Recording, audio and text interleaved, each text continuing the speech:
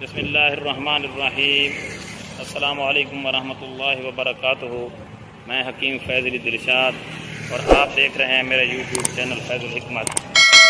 दोस्तों, जिस बेल के मुतालिक मैं आपको मालूमात देने वाला हूँ, इसको मुख्तलिफ़ ज़बानों में मुख्तलिफ़ नामों से याद किया जाता है।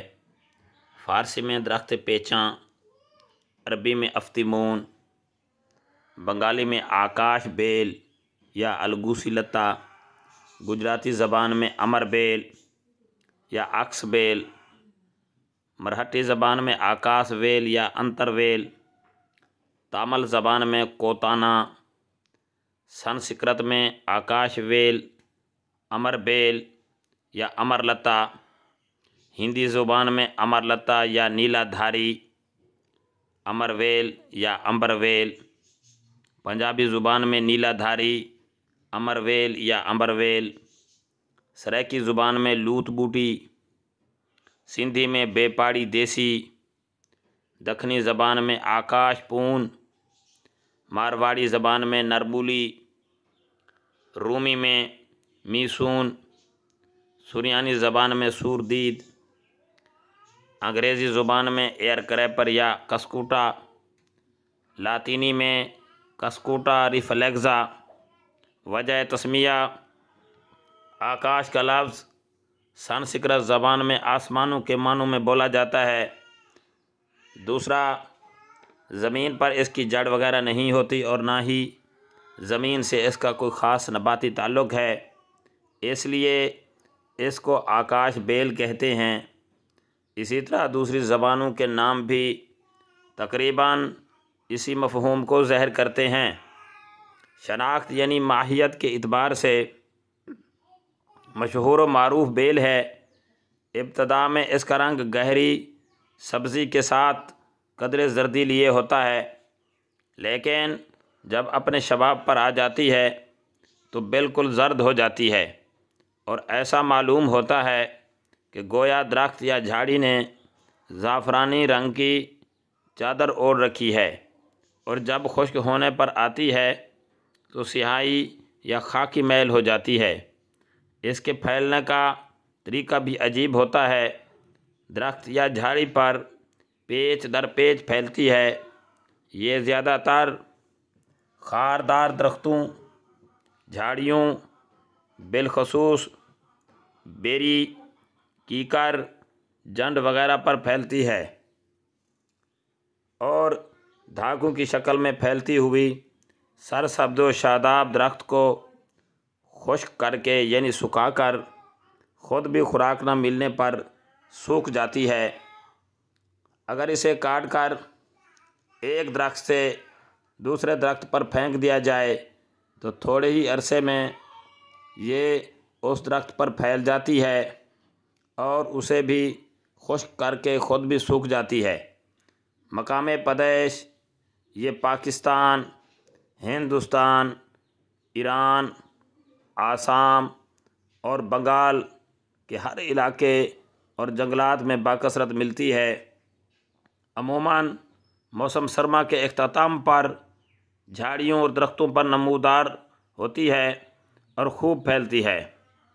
अक़साम के एतबार से आकाश बेल की दो किस्में हैं। नंबर 1 बड़ी आकाश बेल, नंबर 2 छोटी आकाश बेल।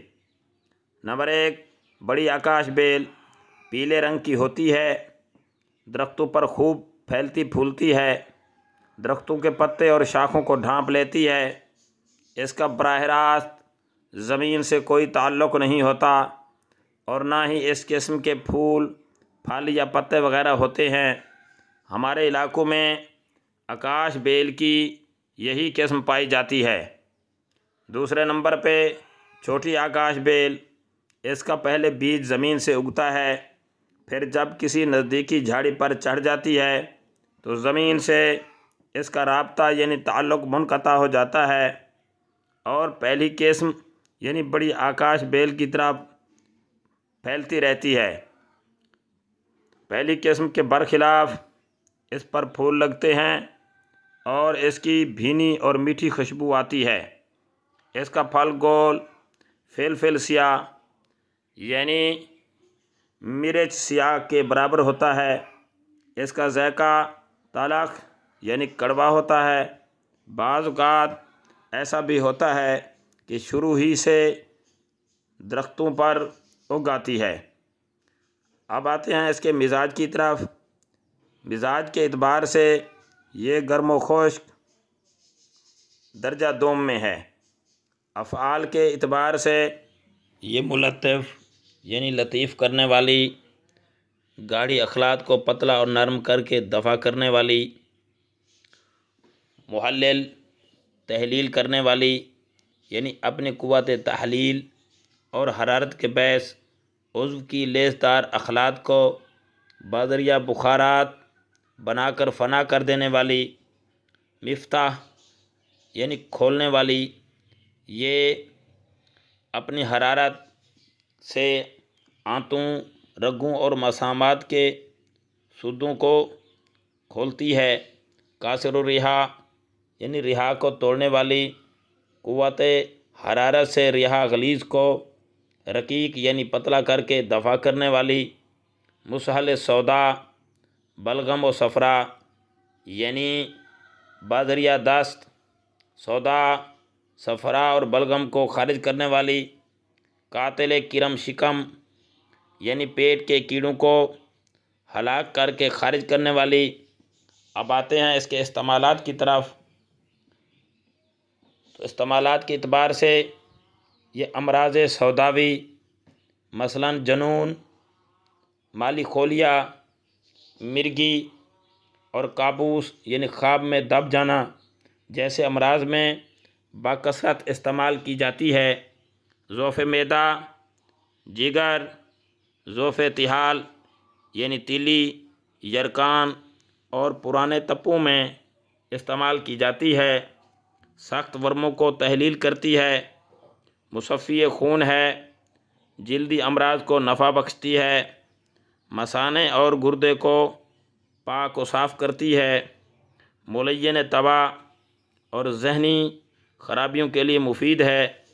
मुखरज सुद्दा है, किरम शिकम और सरतान को नाफ़े है। पागलपन, सर दर्द को दूर करने, खून को साफ़ करने, जिगर को मज़बूत बनाने, बेहोशी को दूर करने और गनूदगी को दूर करने के लिए इस्तेमाल करवाई जाती है। ये ताकतवर और मुस्तहकम करने और क़बल अज़ वक्त अंजाल के लिए मुफीद है। बवासीर, मिर्गी, दिमाग का चकराना इन सब के लिए मुफीद है। इसको गुर्दे और गदूद की जुमला बीमारियों के लिए इस्तेमाल किया जाता है। मादा सौदावी, बलगमी और सफरावी को बाज़रिया असहाल यानी दस्तों के ज़रिए खारिज करती है। अमराज चश्म यानी आँखों के जो अमराज हैं उनमें इसका इस्तेमाल मुफीद माना गया है। इसके रोज़मर्रा सफ़ूफ़ के इस्तेमाल करने से ये जल्द बुढ़ापा जो आता है उसको कंट्रोल करती है। अब आते हैं इसके नफ़ाए ख़ास की तरफ। नफ़ाए ख़ास के एतबार से ये मादा सौदावी को खारिज करके फ़ायदा बख्शती है। अब आते हैं इसके मुज़र असरात की तरफ। तो ये फेफड़ों को कमज़ोर करती है। नीज़ जहाँ सफ़रा गालिब हो वहाँ दर्द बढ़ाती है। तशनगी और खुश्की पैदा करती है। मुसले यानी इसकी इस्लाह के लिए ज़ाफ़रान, रोगन बादाम, कासनी और सिकंजबीन और ख़ास कर फेफड़ों के लिए गोंद, बबोल और कतीरा मुसले हैं। तो इसका बदल उस्तुखुद्दूस बराए असहाल सौदावी मादा निकालने के लिए अफसनतीन, शाहतरा, तुरबद, हाशा यानी जंगली पुदीना और गारिकून वगैरह। मिकदार खुराक 3 माशा से 5 माशा तक, जुशांदा के लिए 7 माशा से 14 माशा तक। अब इसके लिए चंद ज़रूरी हिदायत हैं, यानी जब इसका आप जुशांदा बना रहे हों तो जुशांदा तैयार करते वक्त इसको अलहदा पोटली में बांध दें और आखिरी जोश में डाल दें। सर्द होने पर निचोड़ कर फेंक दें तो ये बेहतर साबित होगा। चूँकि आकाश बेल एक नरम व नाजुक और लतीफ़ बूटी है, इसलिए इसको कूटना और ज़्यादा जोश नहीं देना चाहिए, वरना असरात दवाइयाँ ज़ैल या कम हो जाएंगे। तो दोस्तों, ये आकाश बेल के मुताल्लिक़ ज़रूरी मालूमात थीं जो मैंने आप तक पहुंचा दी हैं। तो आप हजरात वीडियोस को शुरू से लेकर आखिर तक सुना करें, स्किप मत किया करें, ताकि आप हजरात को इनसे फ़ायदा हासिल हो सके। तो इंशाअल्लाह